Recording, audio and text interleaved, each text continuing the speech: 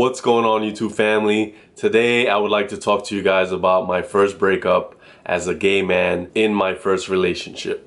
So it was my decision to break up with, let's call him Luke, just for storytelling purposes. So Luke and I, we dated for a year, we had a great time.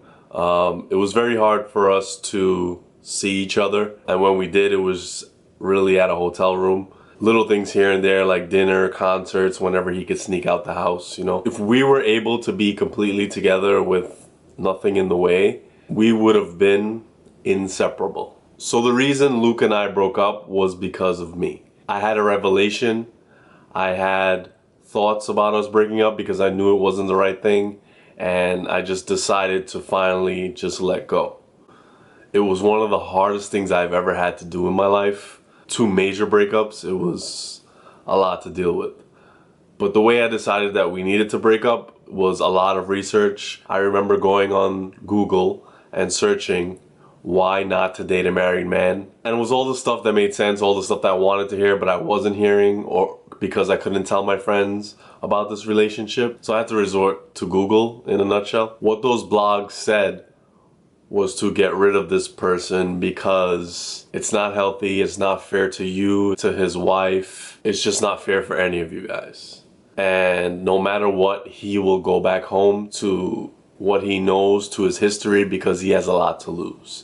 I knew that in my head that was the case, but I ignored it, and I guess because of the fact that I didn't have anyone to talk to about it, I just kept it inside and just kept going with it. Something in me told me, unfortunately, that I had to get rid of this relationship. I could not even console or confide in anyone or cry or have a shoulder or nothing. And I know I brought that upon myself, but my whole life I lived through fear of coming out, and fear is what kept me back. You know, I felt like I was in a jail cell, and now I'm finally living life. Yeah, that breakup was the hardest thing I had to do. Deleting emails, deleting pictures, deleting memories from my brain. Just had to completely forget it just so they can live a happy life because they deserve it, and I didn't want to break up that happy home.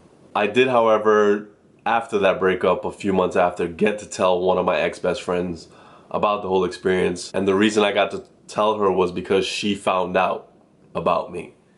And the way she found out about me was during this breakup. I did the serial dating, and I went out to a bar one night and just frustrated and just wanted to have drinks, and I got a little tipsy and I guess a little too comfortable, if you will, and me and the guy started making out at the bar, and it was a popular area in my hood in Queens, you know, and one of her friends saw me there making out with this guy, and she confronted me during breakfast at IHOP one day, and she was like, "Is there something you want to tell me?"